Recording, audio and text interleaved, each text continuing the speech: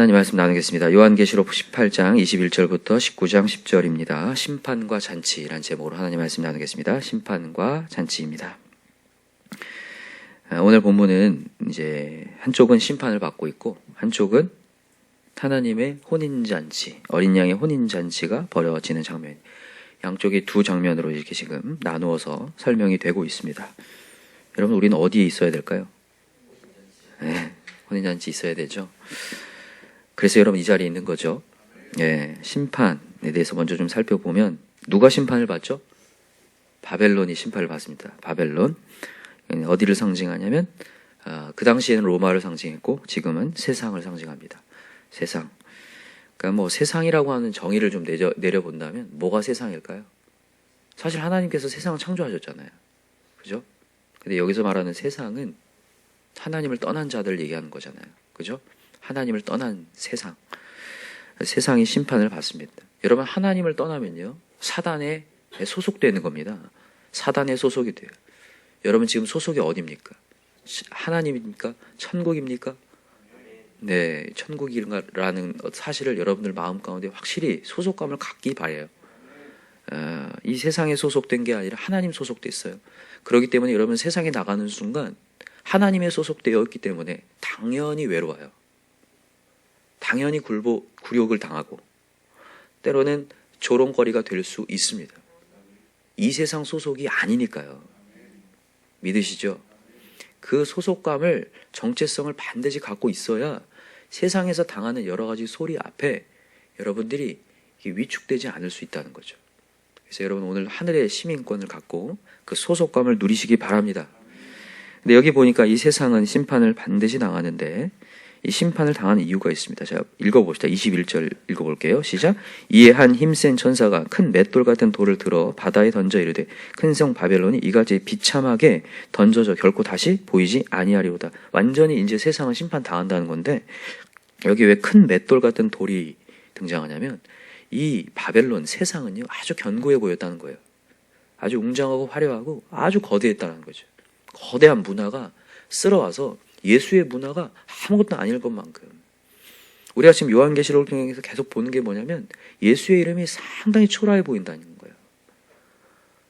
이 세상에서는 예수의 이름이 너무 초라해 보이고 우리가 전하는 복음이 아무것도 아닌 것처럼 보인다는 거죠. 그리고 세상의 문화가 너무나 크게 다가오는 것처럼 보인다는 거죠.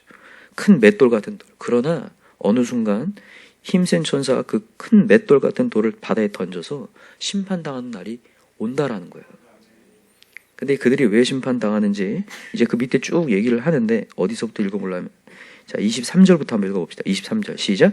등불빛이 결코 다시 내 안에 비치지 아니하고 신랑과 신부의 음성이 결코 다시 내 안에 들리지 아니하리로다. 너의 상인들은 땅의 왕족들이라. 내 복술로 말미암아 만국이 미혹되었도다.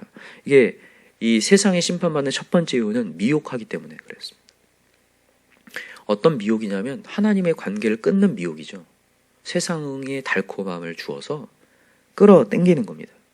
이 유혹, 이것으로 말미암아 지금 이 세상이 심판을 받는데 문제는 뭐냐면 이 사단 마귀는 뭐를 꿰는 자냐면 천하를 꿰는 자라고 했습니다.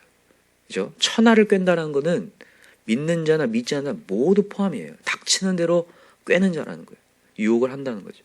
여러분들 우리도 세상 나가 유혹 당할 수 있다는 거죠. 여러분 오늘 유혹당하지 마십시다. 우리 제가 지난 시간에 얘기를 드렸는데 여러분 우리가 이 사단 마귀의 유혹을 안 당하려면 뭐가 있어야 되냐면 하나님이 주신 사명이 있어야 돼요. 여러분 사명이 분명해지시기 바랍니다. 사명이 분명해야 되는데 여러분 하나님께서 심판을 유보하신 이유가 우리가 이 세상에서 이 사단 마귀의 유혹당해서 살라고 심판을 유보하신 게 아닙니다. 세상에 취해 살라고 유보한 게 아니라 영혼을 한 명이라도 더 구원해 내려고 하나님이 심판을 유보하고 있다는 거였어요. 맞습니까? 그래서 여러분과 저의 사명은 예수를 믿고 난 이후의 사명은 세상에 취해 사는 게 아니라 사명 감당하고 살아야 돼요.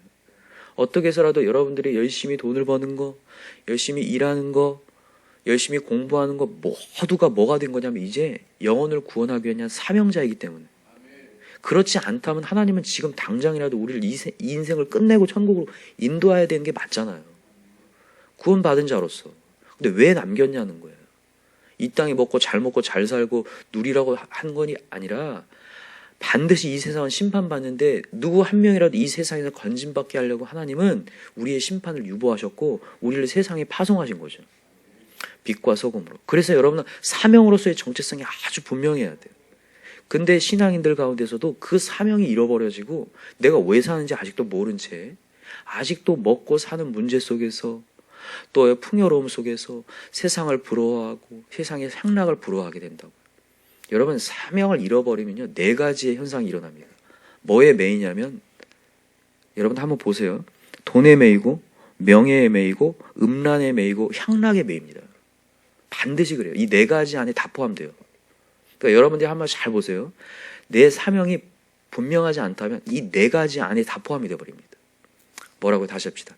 돈, 명예, 음란, 향락 이 4가지 안에 다 포함돼요. 이 4가지 안으로 들어가게 된다고요. 한번 보세요. 우리 자신도 보고 한번 주변도 보세요.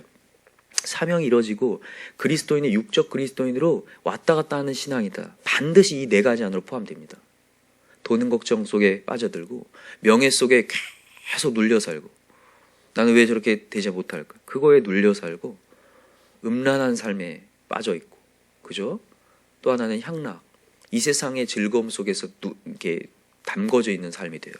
그게 왜 그러냐면 다른 게 문제가 아니라 사명이 이루어졌기 때문에 그래요. 그래서 여러분 이것을 끊을 게 문제가 아니라 사명을 찾아야 됩니다. 하나님이 나를 왜 부르셨는가? 내가 이 예배 자리에 왜 있는가? 난 이 가정에 왜 예수를 믿게 되었는가가 아주 분명해져야 돼요. 그래, 하나님께서 나를 사명자로 부르셨구나. 지금 죽어가는 백성들을 건져내려고 나를 먼저 부르셨구나. 여러분 하나님이 아브라함 부른 이유가 있죠. 아브라함을 통하여서 이스라엘 민족을 만들기 위해서였습니다. 이스라엘 민족을 통하여서 장자를 주셔서 그 장자의 축복을 통하여 이 온 인류를 구원내려고 하나님은 아브라함부터 시작하잖아요. 하나님은 우리를 부르신 이유가 분명히 있는 줄 믿습니다. 왜 우리 가족들 가운데 나를 부르셨는가? 반드시 강력한 사명이 있다는 거죠. 이 사명감이 투철해질 때 이 세상이 안 보여요. 세상은 간 곳 없고 오직 주만 보이는 역사. 구원의 주만 보이고 그 구원의 역사를 감당하려고 하는 사명이 생긴다는 거죠. 여러분 사명이 분명해지시기 바랍니다. 그러나 이 사단 마귀가 지금도 유혹하고 있다는 거죠. 그러나 하나님의 사명을 지킬 때에 반드시 하나님의 큰 영광이 드러나는데 영광이 드러나기 전에 고난이 있습니다. 그죠?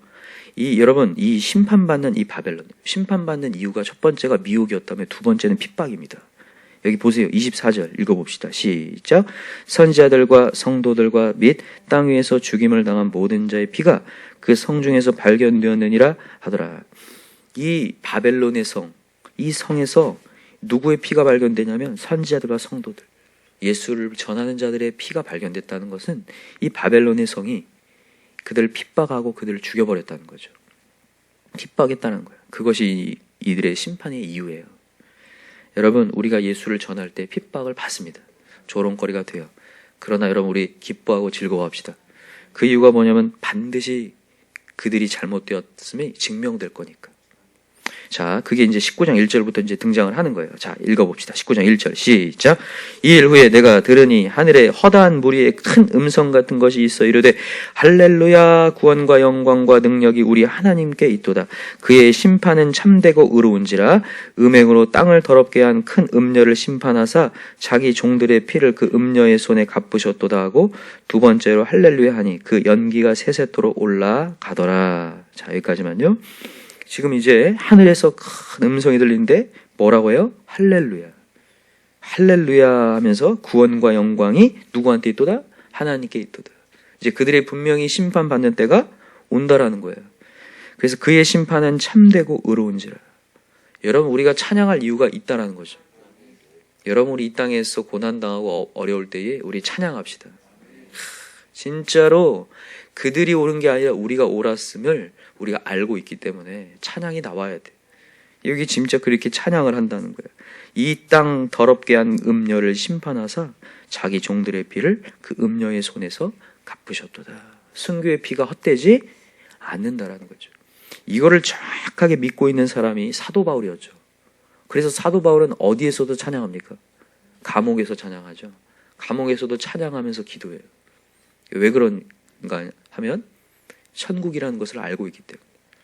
이 예수만이 천국이라는 걸 알기 때문에 이 땅에서 감옥에 갇혀 있다 할지라도 찬양이 나와요. 여러분 우리도 그렇게 찬양합시다. 그러니까 여러분 언제 찬양해야 되냐면요, 찬양할 수 있을 때 찬양하는 게 아니라 우리가 막 감옥에 갇혔을 때. 그렇다고 여러분 막 감옥에 갇히라는 게 아니라 지금 그런 기회는 없잖아요. 근데 여러분 우리 인생은요, 끊임없는 이 세상 속에서 답답함을 경험합니다. 끊임없이 경험해요. 얼마나 결박당한지 모르겠어요. 얼마나 인생이 안 열리고 안 풀리는 때가 있는지 모르겠어요. 이럴 때 찬양해야 돼요. 우리는 천국이기 때문에. 내가 이 세상에서 안 나가고 뭐가 예수 믿음으로 말미암아 손해 보더라도 이때 찬양하는 거예요. 아, 나에게 천국이 있기 때문에. 그냥 한번 찾아봅시다. 우리 사도행전 16장에 나오죠. 사도행전 16장 25절.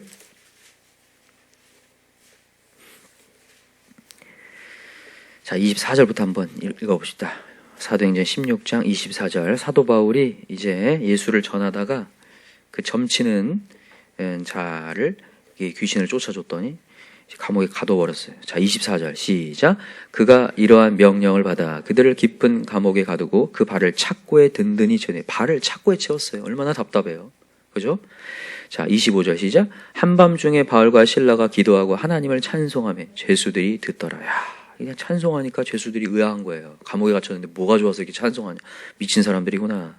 이렇게 여기고 있었던 거죠. 근데 여러분, 이 오늘 아까 요한계시록 메시지가요, 단순히 진짜 맨 마지막 날에 있을 하나님의 찬송이 아니라 지금 현장에서도 하나님 역사를 합니다. 심판이 일어나고요, 역사가 일어나요. 자, 26절 보세요. 자, 시작. 이에 갑자기 큰 지진이 나서 옥터가 움직이고 문이 곧 다 열리며 모든 사람의 매인 것이 다 벗어진지라. 아멘. 놀라운 역사, 감옥이 열리는 역사가 일어난다. 답답함이 풀리는 역사가 일어난다. 그래서 찬양의 위력이에요. 여러분, 그래서 우리는 천국 믿고 찬양해야 돼요. 아무리 인생이 답답해지고 막혀도 찬양합시다.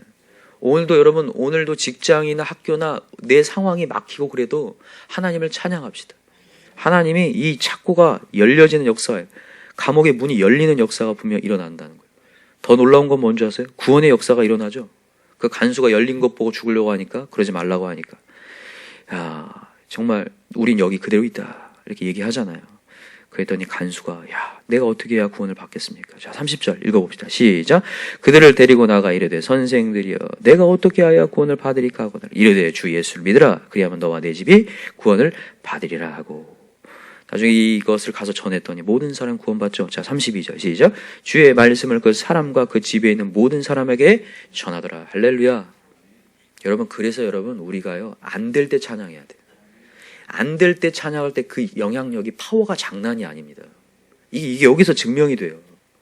죄수들도 듣고 간수도, 야, 저 사람들은 감옥 열렸으면 도망가야 되는데 이 자리에 버티고 있다니, 이 감옥을 천국으로 만들고 있다니, 거기에 놀라 자빠진 거죠. 그러니까 역사가 일어나는 거예요. 그래서 여러분과 제가 오늘도 답답한 상황에서 찬양이 회복돼야 돼요. 할렐루야, 하나님 감사합니다. 찬양하면서, 아, 맞아, 나에게는 하나님의 천국이 있지. 반드시 하나님은 감옥을 열어주시는 하나님이시지. 그런 마음으로 여러분 찬양이 회복되기를 기도합니다. 자, 그 다음 우리 다시 한번 봄으로 돌아와 보세요. 자, 이제 잔치가 이제 벌어지기 시작하는데, 무슨 잔치요? 어린 양의 혼인잔치가 벌어집니다. 어린 양의 혼인잔치. 자, 우리 본문의 6절부터 한번 읽어봅시다. 본문 19장 6절 시작. 또 내가 들으니 허다한 무리의 음성과도 같고 많은 물소리와도 같고 큰 우리의 소리와도 같은 소리로 이르되 할렐루야, 주 우리 하나님 곧 전능하신 이가 동치하시도다. 우리가 즐거워하고 크게 기뻐하며 그에게 영광을 돌리세. 어린 양의 혼인 기약이 이르렀고 그의 아내가 자신을 준비하였으므로 그에게 빛나고 깨끗한 세마포옷을 입도록 허락하셨으니 세마포옷은 성도들의 옳은 행실로다 하더라. 자, 여기까지요. 자, 어린 양의 혼인잔치에 어린 양은 누구셔요? 예수 그리스도는 우리의 신랑이시죠. 그 다음에 그의 아내가 있는데, 그 아내는 누굴 얘기해요? 우리 얘기하는 거죠. 교회를 얘기하는 겁니다. 교회. 근데 그 아내가 자신을 뭐 했다고 돼 있어요? 준비했다. 준비했다 동그라미 해놨어요. 준비했다. 준비. 그에게 빛나고 깨끗한 옷을 입도록 허락받았어요. 여러분과 제가 예수의 옷을 입고 있을 때 혼인잔치에 참여할 수 있다는 거예요. 여러분, 이게 그냥 옷을 얘기하는 게 아니에요. 여러분, 지금 바벨론의 로마 제국 속에서 옷을 벗을 만한 상황이 너무 많다는 거예요. 두 가지였어요. 아까 전에는 미혹당해서 옷을 벗을 수 있고, 또 하나는 핍박당해서 옷을 벗을 수 있어요. 내가 이렇게까지 고통받아야 되나? 옷을 벗어버릴 수 있는 상황 속에서 옷을 벗지 않은 자, 예수의 옷의 가치를 알고 있는 자를 얘기하는 거예요. 여러분, 지금 이 사람들이 얼마든지 로마에 잔치가 많았거든요. 연회가 굉장히 많았어요, 로마에는요. 그래서 이 잔치를 계속 비유를 하는 거예요. 혼인잔치를요. 이 어린 양의 혼인잔치를. 그 당시에 연회가 많아서 세상 잔치에 초대를 받을 수 있는 상황이 되게 많았는데 거기에 응하지 않았다는 사람들이, 이 사람들이. 여러분, 그 정말 높은 위치에 있는 사람들이 우리를 초대한다고 생각해 보세요. 세상으로 가고 싶잖아요. 근데 이 사람들보다 더 높으신 하나님의 청함을 받은 자다. 그것 때문에 이 옷을 놓지 않은 거죠. 그때 하나님께서 이제 천사가 얘기를 하는 거예요. 자, 9절 읽어보세요. 시작. 천사가 내게 말하기를 기록하라. 어린 양의 혼인잔치에 청함을 받은 자들은 복이 있도다 하고. 이제 이해가 되시죠? 어린 양의 혼인잔치에 청함 받은 자들은 복이 있다. 세상의 로마 제국의 연회에 초대받는 것보다 하나님의 혼인잔치에 청함 받는 게 뭐가 된다고요? 복이 된다. 여러분 믿으시나요? 여러분, 오늘도 세상의 모든 여러 약속 가운데에 우리가 안식일을 지키는 이유가 뭡니까? 예수의 혼인잔치가 최고의 가치이기 때문에 안식일을 지키시는 거잖아요.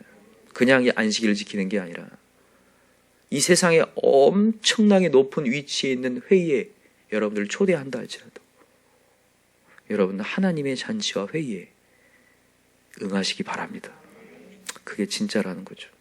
그게 진짜라 복이라는 걸 얘기합니다. 자, 그 다음에 10절 읽어봅시다. 시작. 내가 그 발 앞에 엎드려 경배하려 하니 그가 나에게 말하기를 나는 너와 및 예수의 증언을 받은 내 형제들과 같이 된 종이니 삼가 그리하지 말고 오직 하나님께 경배하라. 예수의 증언은 예언의 영이라 하더라. 지금 이 사도 요한이 이 어린 양의 혼인잔치에 대한 청함에 대한 얘기를 막 듣고 그것을 막 보니까 너무나 기뻐가지고 그것을 말을 전해주는 천사 앞에서 자기도 모르게 경배를 해요. 누구한테요? 천사한테 지금 경배하는 거예요. 그랬더니 천사가 야 이러면 안 돼 너 이렇게 얘기하는 거예요. 너 지금 왜 이래? 나도 종이야. 나도 종일 뿐이야. 그러지 말고 누구한테 경배하라? 오직 하나님께 경배하라. 야, 얼마나 여러분 천국이라는 것을 전해주고 이 천국에 대한 것을 막 환상을 보니까 저절로 막 경배가 되는 거예요. 여기서 또 조심해야죠. 여러분, 이 주의종이 막 어떤 메시지를 막 전하고 막 은혜롭게 전하고 나면 막 목사님이 막 신처럼 보일 때가 있어요. 잘못된 거죠. 하나님이 보여야죠. 없어져야죠. 이렇게 하나님이 보여야죠. 예수 그리스도. 이게 잘못되어가지고 이런 신천지 같은 교주들이 나오기 시작하잖아요. 그렇죠? 인간은 신이 아닙니다. 오직 우리 하나님께만 경배합시다. 나는 간 곳 없고 오직 하나님만 보이고 구속한 주만 보였으면 좋겠어요. 여러분들도 복음 전하고 난 다음에 어떤 결과에 막 일희일비한다. 내가 지금 뭐가 되고 있냐면 내가 신이 되려고 해서 그래요. 내가 신이 되려고 하면 안 됩니다.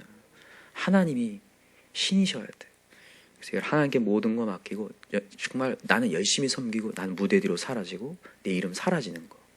맞습니까? 그럴 때 가장 기쁨이 돼요. 오늘도 내가 뭐 했음에 알아주지 않는다고 토라져가지고 아직도 내가 내 자아가 내가 왕이 되고 있기 때문에 내가 사라지고 하나님만 경배하는 자 되시기 바랍니다. 기도합시다. 이 시간에 간절한 마음으로 기도합시다. 오늘 하나님의 메시지는 우리를 심판이 아니라 잔치로 초대하고 있다는 사실입니다. 그냥 잔치가 아니죠. 어린 양의 혼인잔치입니다. 이 세상의 잔치도 많고 세상의 화려함도 많고 세상에 거대한 쓰나미같이 몰려오는 분위기가 우리를 현혹하지만 우리는 사명자입니다. 구원이 예수만 구원이라는 것을 믿고 있는 자입니다. 오늘도 예수를 전하는 자 되게 하여 주시고 오늘도 세상의 방식 때문에 예수의 가치가 떨어지지 않게 하시고 예수의 옷을 벗지 않게 하여 주시옵소서. 시간이 간절한 마음으로 기도하고 아직도 예수의 옷을 입지 못하고 세상에 이리저리 휘둘리고 살아가는 영혼들, 우리 가정들 위해서 우리 간절히 기도합시다. 그들이 정말 예수의 복음이 들어가는 놀라운 역사 일어나게 하시고 아까 전에 사도 바울처럼 정말 우리가 답답한 상황 속에서도 할렐루야를 찬양하면서 나아갈 때 그들이 꼬꾸라지는 역사가 일어날 줄 믿습니다. 그런 마음으로, 간절한 마음으로 기도합시다. 주여 삼창부로 기도하겠습니다. 주여, 주여, 주여. 하나님 아버지,